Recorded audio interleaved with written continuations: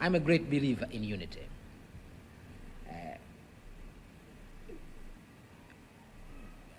I believe in the old adage, unity is strength. I mean, this is truly, it is strength. And the human race would be much stronger if we were united. We'd get rid of a lot of problems in the world if we could be united. And therefore, the human race must move towards unity. And continents like mine, a country like Tanzania must move towards greater unity, continents must move towards greater unity, and the human race must move towards unity. But the difficulties.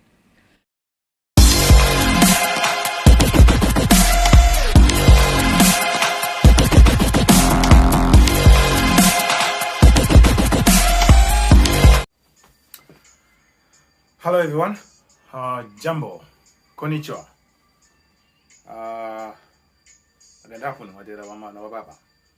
Alright, it's Masunga John here again today. And today I want to share with you, I can say very good information or just for you to know. I want to talk about Julius Kambarage Nyerere, the first president of Tanzania, and his philosophy. I think some of you know Tanzania is one of the frontline states in Africa. It participated in the liberation of Africa, particularly Southern Africa. So if you talk of countries like Namibia, countries like South Africa, Zimbabwe, Zambia, Malawi, all countries, the sub-Saharan countries, Tanzania was a frontline state which participated to a greater extent in the liberation of those countries.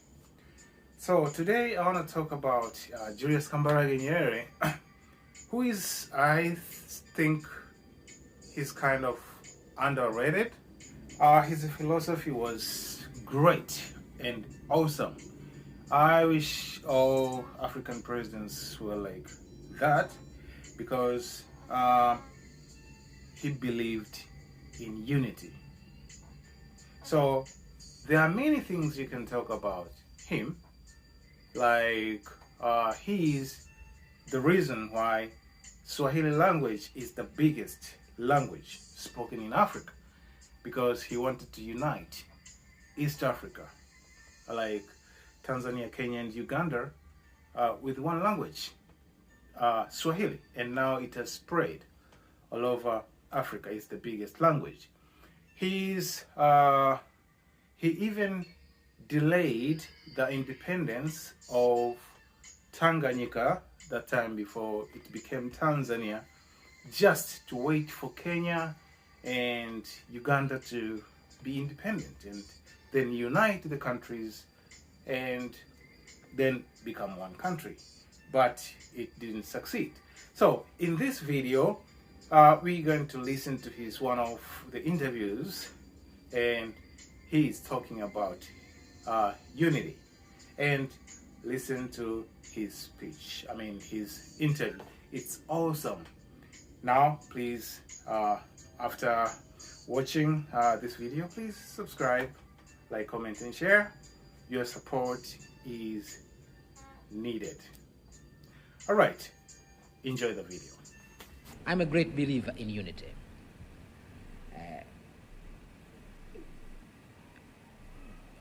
I believe in the old adage, unity is strength. I mean, this is truly, it is strength. And the human race would be much stronger if we were united. We'd get rid of a lot of problems in the world if we could be united. And therefore, the human race must move towards unity. And continents like mine, a country like Tanzania, must move towards greater unity, continents must move towards greater unity, and the human race must move towards unity. But the difficulties. This is the thing I said in East Africa, that in East Africa, we should have become united before we became independent, before we became separate states. We should have done that. I did advocate that in 1960. I did even go as far as saying, realizing this, I went as far as saying Tanganyika must delay her independence, or ought to delay her independence, so that we all become we all become united, and then we take our independence. Well, this did not happen. I ask the old countries at least to be democratic enough, to have a free mind, and to study the new experiments which are taking place in the rest of the world, and this experiment which is taking place in my own country. Yeah. It is democratic. We believe it is democratic.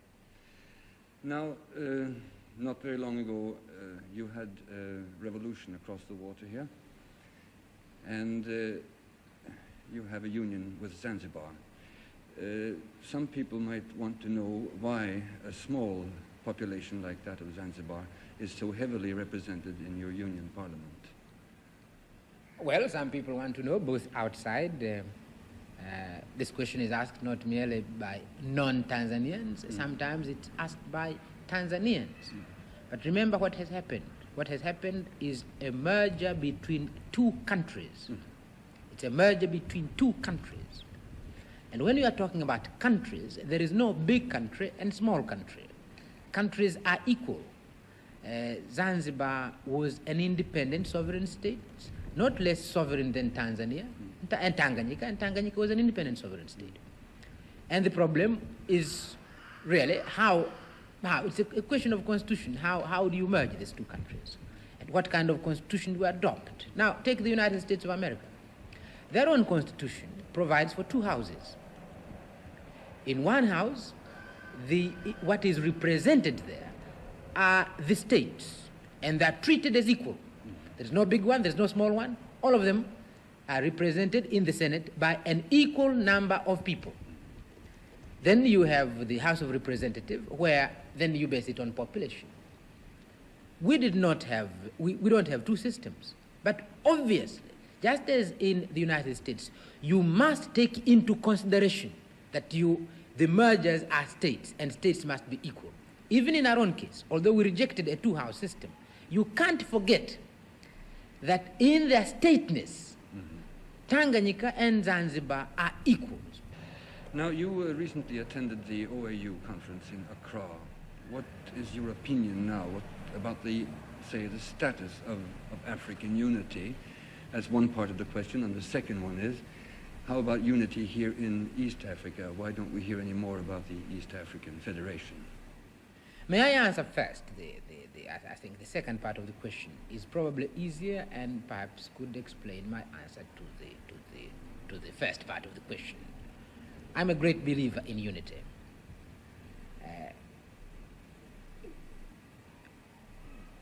I believe in the old adage, unity is strength. I mean, this is truly, it is strength, and the human race would be much stronger if we were united. We would get rid of a lot of problems in the world if we could be united. And therefore, the human race must move towards unity. And continents like mine, a country like Tanzania must move towards greater unity, continents must move towards greater unity, and the human race must move towards unity. But the difficulties are not philosophical. The difficulties are merely political. It is one of those funny things in history that a state represents nothing. It's sometimes accident of history. But once it is there, it has more power sometimes than religion, than philosophy, than all sorts of things. And people become extremely, while they accept philosophically we must be united, once you have these lines on a map and you have created the thing you call the nation, it's a big problem.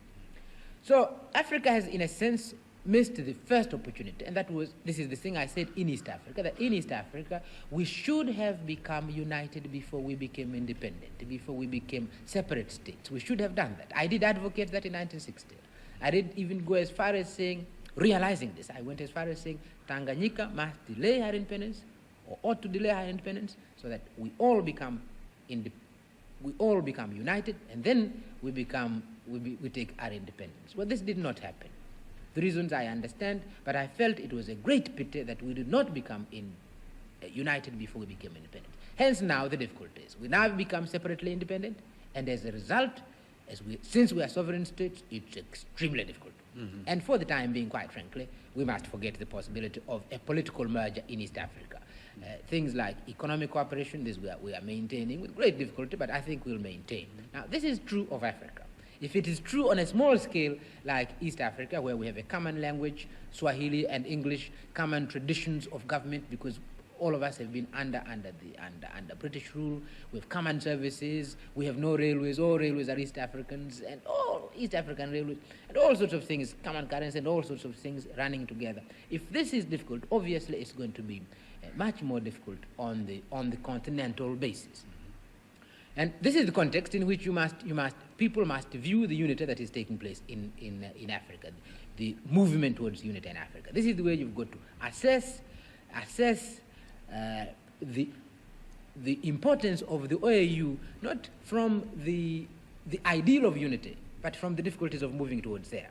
And if you do accept this, then the organization of African unity is extremely significant, because here you are. I mean, it's the one continent where you find this.